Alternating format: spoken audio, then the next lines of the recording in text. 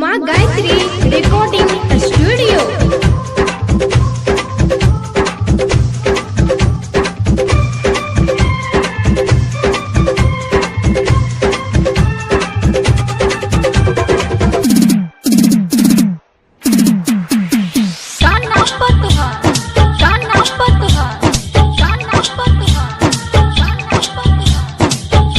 चंदेश्वर पंडित DJ Chandeshwar पंडित DJ Chandeshwar पंडित DJ Chandeshwar पंडित।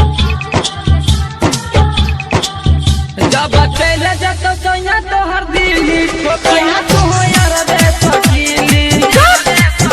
जब चले जातो सोया तो हर दिली ठोकया तो हो यार बे सकीली। मजा धारा वाला तोहरा ना मिली ठोकया तो हो यार बे सकीली। जब चले जातो सोया तो हर दिली ठोकया तो हो यार बे सकीली। कि डूबना है तो समुंदर में जाके डूबो, किनारों पे क्या रखा है। प्यार करना है तो बाहों में आके करो, इशारों में क्या रखा है।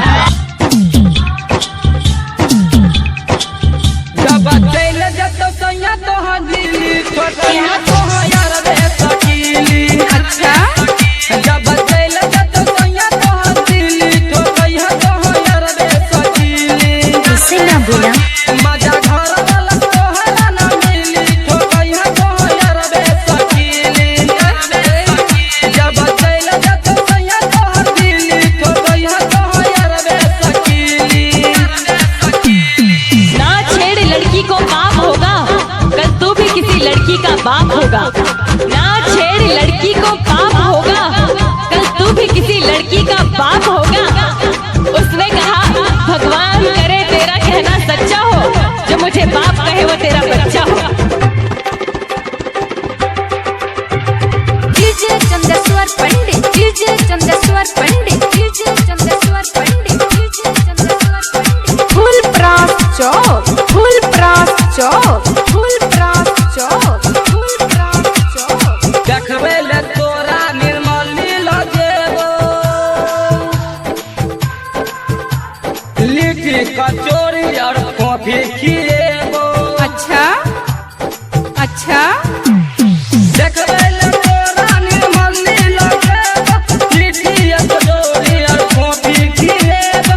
माजा पिया के समोसा खिया के जामा डीजे पर नचेबो।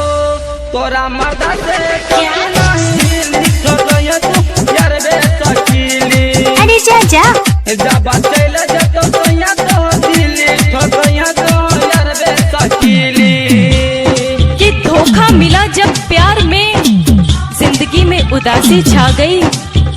धोखा मिला जब प्यार में, जिंदगी में उदासी छा गई। सोचा था छोड़ देंगे इस राह को, पर आज मोहल्ले में दूसरी आ गई। अच्छा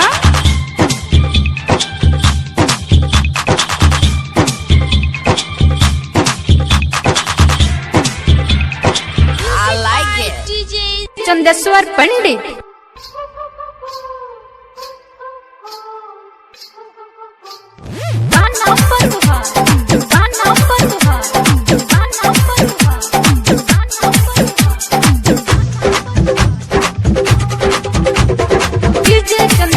पंडित डीजे चंदेश्वर पंडित डीजे चंदेश्वर पंडित डीजे चंदेश्वर पंडित डीजे चंदेश्वर पंडित। फुल प्रास चौक फुल प्रास चौक फुल प्रास चौक।